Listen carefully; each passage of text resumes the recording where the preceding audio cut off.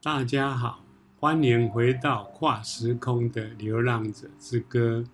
今天要讲的是第6集《红尘启示录》的第2部分——浮世浪涛。最高的地点，往往也是最冷冽的地方。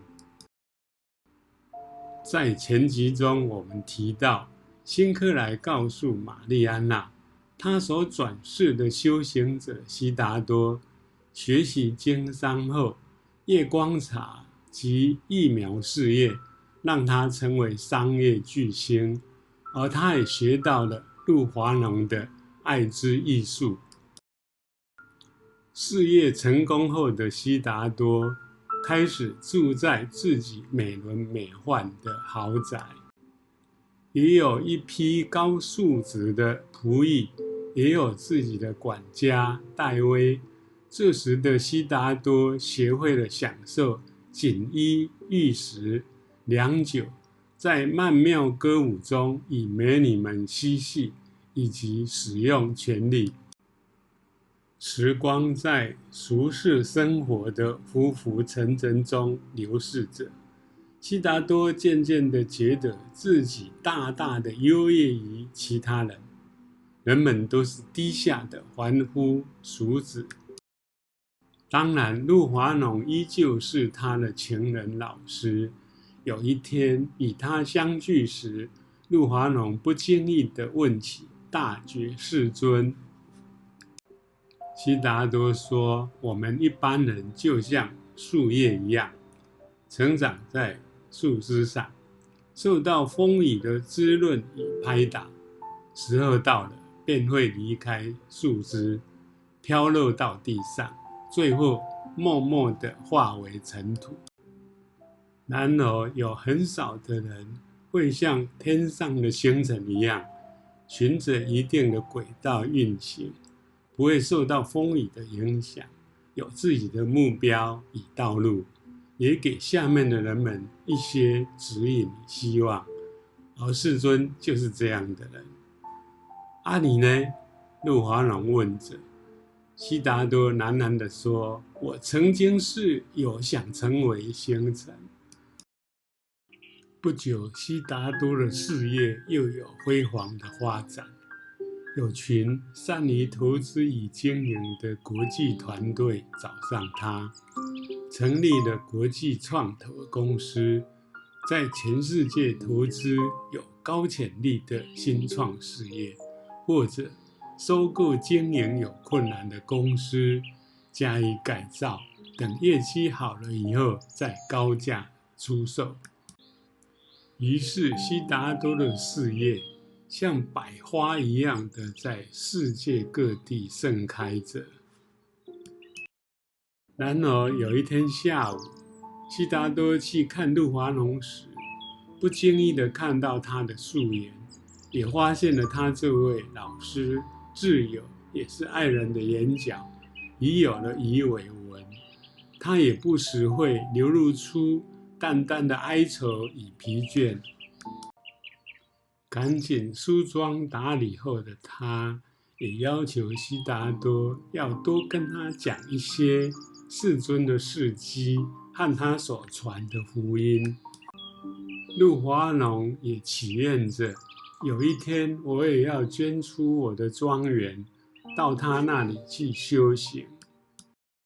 这时悉达多的事业也开始不那么顺利了，特别是创投公司时赚时亏，他的投资行动与他向来鄙视的粗俗凡夫们所做的赌博行为几乎一样。连向来与他马首是瞻的前老板，现在的伙伴阿提拉都说，悉达多，你的商机掌握跟决策已经不像以前那么精准了哦。世道人心的贪婪、凶险、黑暗面开始一波波的袭来。悉达多的创投公司改造一家接手的企业失利，原有业主及经营团队煽动员工们采取激烈的抗争行动，高声喊着还我工作来，吃人不吐骨头，万恶秃鹰，还我父辈辛苦创建的基业来。这场暴动交杂勾结着多方的势力，不只是员工、前大股东、工会，甚至学术界、政治团体也嘎进来，都想从中谋取好处。特别是有位学者以大学教授之名，以正义侠客之姿，冠以伤害宪法的人民基本人权之罪，猛烈攻击。实在不懂呢，明明是一个单纯的商业事件，怎么会变成这么复杂？玛丽安娜不解地问着。辛克莱解释着说，因为在被收购的公司里有很多既得利益者，这些人为了保护原有利益或贪图更多利益而介入，而有的学者则是为了不甘寂寞于学术界而强出头。基层员工最可怜，常常是被利用的工具。虽然悉达多在改造收购的公司时，一直都尽量保障基层员工的福祉，这就是世尊所说的人性三恶根：贪、嗔、痴。数以千计的暴民们不止在公司抗争，接着包围了悉达多居住的庄园，甚至丢掷砖块，烟火进屋里，情况失控。暴民们有冲进屋里打劫的态势。管家戴威打电话给市警察局，警察局长的答复却令人气愤。他坚决地说，这需要巨额金钱才能解决，而且事后要多多雇用我所推荐的人哦。于是悉达多央请路华农动用他沙龙里的人脉，请当时刚当选总理的名律师甘迪以及掌管国安的阿南德将军帮忙。暴民被强力残暴地驱散了，各方的利害关系人也闭嘴了。但这场暴动中，除了财物损坏、社会秩序动荡之外，还有400人受了轻重伤。悉达多却很感叹地说，这不是我想要的结局啊！想不到大家追逐更好生活的世间里，竟有这般险恶事件。事情平静下来后，管家戴威有一天跟悉达多提起，有个宗教组织叫雨露功德会，是由一位法号是雨露的法师带领众多信徒来赈灾救难，安抚人心。他们的善行备受各界的尊敬与赞赏，但目前资金拮据，几乎快枯竭。是雨露，是我年少时一起离家出走求道的知己甘露吗？一定是他。当年在世尊门下时，他就往此方向发展。看来他是走对了自己的路，而我呢，却迷失在茫茫红尘中。于是悉达多请戴威前去捐款，功德会的执事人员相当高兴，感恩施主捐出如此巨大款项，使得基金会能继续济贫抚慰众生的工作，请赐方明。戴威回曰，我家主人交代，以无名氏为之即可。悉达多又请戴威前去捐款赞助给环境保护野生动物的保育基金会，以善尽企业的社会责任。但险恶的波浪还是继续袭来。悉达多的疫苗事业顾问库马尔暗地里把悉达多给他的10% 股票卖掉，再成立自己的新公司，生产更新世代的疫苗。由于当年科技上没有对员工设立竞业条款的规范，于是只能眼睁睁地看着他把悉达多的疫苗公司击垮。后来发生一件大事，对悉达多的震撼更是相当的大。当时的总理甘迪已是一位广受国内外赞誉的政治家，也是帮悉达多平息暴动的恩人。不幸的是，他居然在一次祈祷会时被刺客近距离连开3枪刺杀，而这刺客竟然只是一头年轻的孤狼。当刺客被保镖们制服压倒在地上时，高声嘶喊着：甘迪，你是偏袒外教、欺凌农民的政客。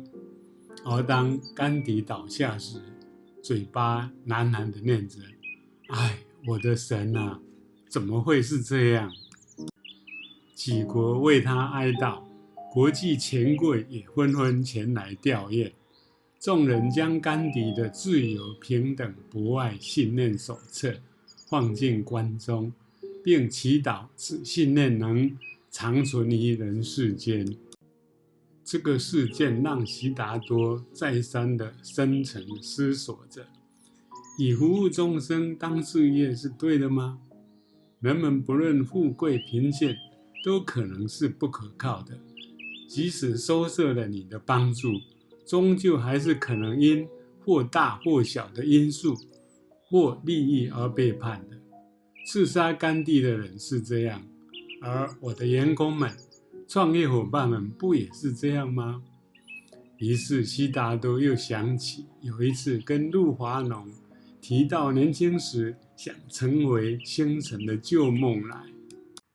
当内心深处那成为星辰的梦想不时地升起后，他找出早年修行的长袍，静坐河畔，前尘旧梦，历历往事，如烟如雾，如诗如理，反复梳理历萃。唯一挂念的是陆华农，可是那是场没有结局的爱与游戏，不是吗？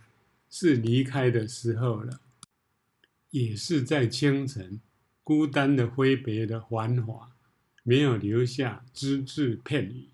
悉达多无声地步上下一段旅程。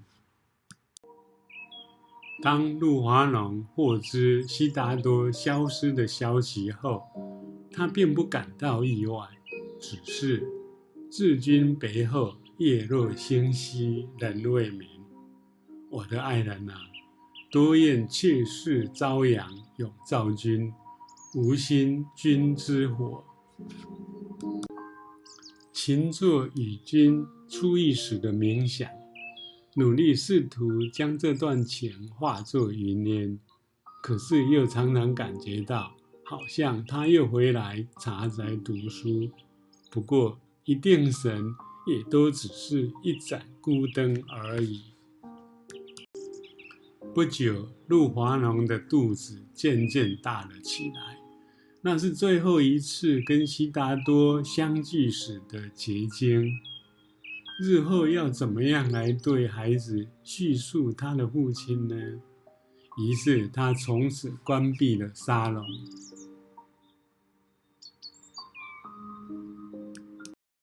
接下来故事会怎么发展呢？且待下期分晓。希望你会喜欢这个故事，并请加入订阅、按赞、开启小铃铛，并分享给你的亲友们。也欢迎你提供宝贵的意见，谢谢你，下次再见喽。